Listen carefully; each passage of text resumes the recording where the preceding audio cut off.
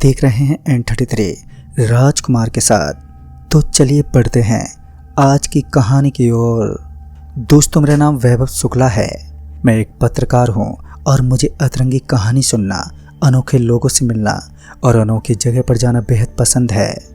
इसी सिलसिले में मैं अपनी अगली कहानी की तलाश में गोरखपुर जा पहुँचा। फिर वहाँ के एक लोकल बाजार में पहुँचा। ऐसा वहाँ के लोग कह रहे थे कि उस बाजार में कोई ऐसा दिन नहीं होता है जिस दिन काशीनाथ जी की चर्चा ना हो। मैंने अपनी नज़रें दाएं बाएं घुमाई तो मैंने देखा कि कुछ ही कदम पर एक चाय की टपरी थी। जहाँ जाकर मैंने एक चाय पी और मैं अभी चाय पी ही रहा था कि तभी किसी ने काशीनाथ जी की चर्चा छेड़ दी। काशीनाथ जी के बारे में कही गई बातें मुझे बड़ी अनोखी और दिलचस्प लगी। मैं और भी गहराई से छानबीन करने लगा। तभी चाय वाले ने कहा, अरे भैया, ऐसा क्यों नहीं करते? यहाँ से थोड़ी दूर पर एक गांव है, वहाँ कोई इंसान तो नहीं रहता, पर काशीनाथ जी जरूर मिल जाएंगे। मुझे ये बात हजम नहीं हुई। आखिर कैसा गांव है वो जहाँ पर इंसान ही नहीं रहता? मैं चाय वाले से पूछने लगा, भाई साहब थोड़ा और बताइए ना काशीनाथ जी के बारे में।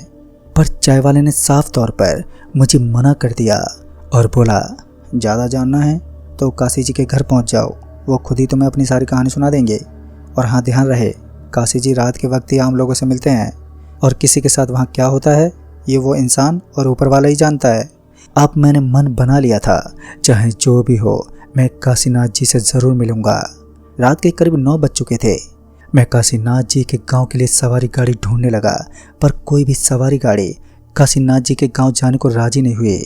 पूछने पर लोग कह रहे थे कि उस गांव में कोई भी गाड़ी नहीं जाती क्योंकि उस गांव में कोई भी इंसान नहीं रहता। अब मेरी जिज्ञासा और भी बढ़ गई। अंत में थक हार कर मैंने अकेले ही जाने की ठान ली और उस गांव की ओर चल दिया। अब रात के करीब 10:30 बज चुके थे। रास्ते में सच में कोई भी इंसान नहीं दिख रहा था। पूरी की पूरी बस्ती में सन्नाटा फैला हुआ था।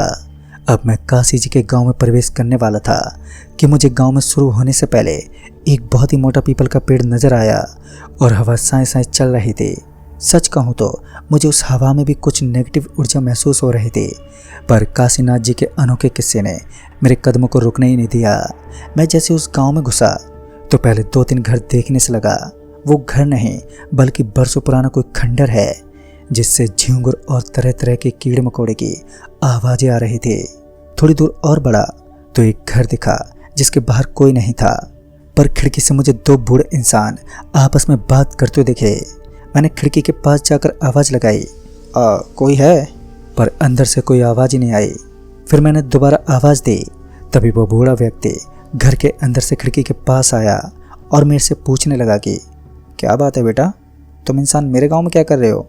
ये सुनकर तो मैं दंगी रह गया और एक पल के लिए मैंने सोचा आखिर ये ऐसा क्यों बोल रहा है, मैं मुश्किल में तो नहीं फंस गया। तभी मैंने अपना दिमाग दौड़ाया और थोड़ा सहमते हुए बोला, काका मैं काशीनाथ जी का रिश्तेदार हूँ, मुझे उनसे मिलना है। इस पर उस बूढ़े ने कहा, क्यों मिलना है? काशी से क्या काम है? और हाँ, मैं कैसे मान लूँ तुम काशी के जानने वाले हो?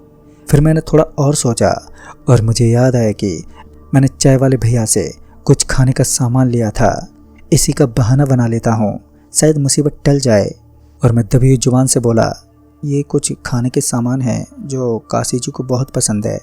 और साथ ही मैंने उन्हें बैग भी दिखाया। तभी उस बूढ़े ने बुढ़िया से कहा, जाओ इसे काशी के पास पहुँचा दो। हल्का हल्का अंधेरा था जिस कारण मुझे साफ साफ कुछ दिख भी नहीं रहा था। तभी बुढ़िया ने गांव के किनारे पर मुझे छोड़ दिया और कुछ भी नहीं बोला। तभी एक झोपड़ी की तरफ इशारा किया। मैं उस झोपड़ी की तरफ बढ़ गया और झोपड़ी के अंदर देखा तो बिल्कुल मेरे जैसा तगड़े शरीर वाला एक इंसान खाट पर लेटा हुआ था। मैं जैसे ही गेट पे पहुंचा तो अंदर से आवाज़ आई, आइए वैभव शुक्ला जी, कहिए कैसे आना हुआ? ये सुनकर तो मेरे होश उड़ गए और मैं सोचने लगा, ये इंसान मेरे बारे में कैसे जानता है? मैं इससे मिला भी नहीं। तभी मैं हिम्मत जुटाते हुए बोला, काका काशी जी आप ही हैं? तभी उसने इशारे में सिर हिलाया। फिर मेरी जान में जान आई और मैं अंदर गया। फिर काशी जी चाय बनाने लगे। तभी मेरे अंदर की जिज्ञासा ने मुझे उकसाया और मैंने काशीनाथ जी से सवाल करना शुरू किया। काशी जी ने कहा, पहले तसल्ली से चाय पी लीजिए, फिर बातें करेंगे। पर मुझे चाय से अजीब बदबू आ रही थी, पर फिर भी मैंने चाय पी ली। अब काशीनाथ जी सवाल जवाब के लिए तैयार थे। तभी काशीनाथ जी ने बात करने से पहले मुझे एक चेतावनी भी दी। मुझसे कहा कि आप सुबह सूरज की किरण दिखने से पहले ही यहाँ से निकल जाएंगे। अगर आपने किसी भी कीमत पर सूरज की किरण देख ली तो फिर आपके साथ क्या होगा ये सिर्फ वो बुढ़िया ही जानती है, जो इस गांव में घुसने के बाद 2-3 घर छोड़कर रहती है। उस बुढ़िया के अलावा कोई भी इसका उपाय नहीं जानता। मैंने सबसे पहला सवाल काशीनाथ जी से पूछा, आप इस गांव में कैसे आए? काशीनाथ जी बड़ी दर्द भरी आवाज़ में बोले, बड़ी ही लंबी कहानी है शुक्ला जी। तभी मैंने कहा, पूरी रात पड़ी है अपने पास, आप तसल्ली से सुनाइए। फिर काशीनाथ जी ने जो बताया उसने मेरे दिमाग को हिला दिया। काशीनाथ जी बचपन से ही बहुत निडर और बलवान थे। महज 7 साल की उम्र से वो अपने पिता के काम में हाथ बटाने लगे। उनके पिताजी करीब 20 बीघे की ज़मीन खेती करते थे। गांव के लोग कोई हिम्मत भरा काम के लिए काशीनाथ जी को अपने साथ ले जाते थे। उनके व्यक्तित्व में ऐसी निखार थी कि कोई भी उस पर हावी नहीं हो सकता था। हुआ ऐसा कि एक बार काशी जी अपने दोस्त बब्बू के साथ रात के करीब 12:30 बजे बाजार से आ रहे थे। उनके गांव में घुसने के 500 मीटर पहले ही एक घना पीपल का पेड़ है और वहीं पर एक कुआं भी है। पीपल के पास पहुंचते ही बब्बू को लगा कि उसके कंधे पर हाथ रखा है। उसने तुरंत ही डर कर उसका हाथ झटक दिया। ये देखकर काशीनाथ जी हैरान हो गए। तभी उन्होंने बब्बू से पूछा, अरे बब्बू क्या हो गया? तभी बब्बू ने जवाब देते हुए कहा, अरे भाई मुझे लगा किसी ने मेरे कंधे पर हाथ रखा। काशीनाथ जी उसका मजाक उड़ाते बोले, अरे यहाँ पर कोई भूत है क्या? तभी बब्बू ने काशी जी से कहा, आपके पीछे ये सफ़ेद साड़ी वाली औरत कौन है और क्या कर रही है ये? तभी काशी जी ने कहा, कौन सी औरत?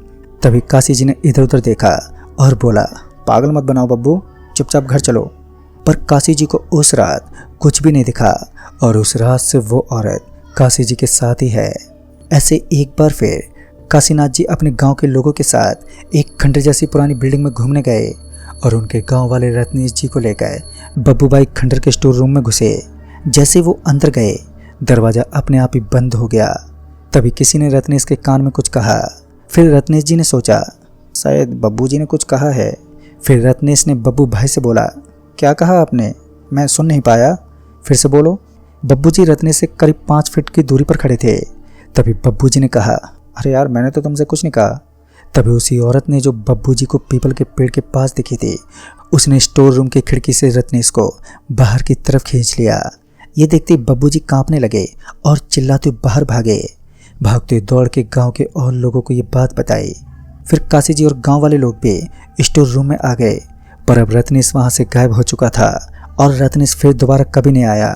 ये बात गांव में आग की तरह फैल गई और लोग काशीनाथ जी को नापसंद करने लगे। इस हादसे के बाद से बब्बू को यह एहसास हो गया था कि काशीनाथ जी जहाँ भी जाते हैं कि वो चुड़ैल उनके साथ ही जाती है और हो ना हो इन सभी हादसों के जिम्मेदार सिर्फ काशी जी ही हैं, जिसके चलते गांव वालों की मीटिंग हुई और काशीनाथ जी को गांव से निकाल दिया गया।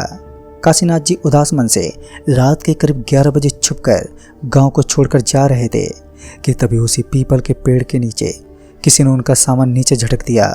ये देखकर काशी जी घबरा गए और सामान उठाने के लिए जैसे नीचे झुके तभी किसी ने पीछे से उनके कंधे पर अपना हाथ रखा।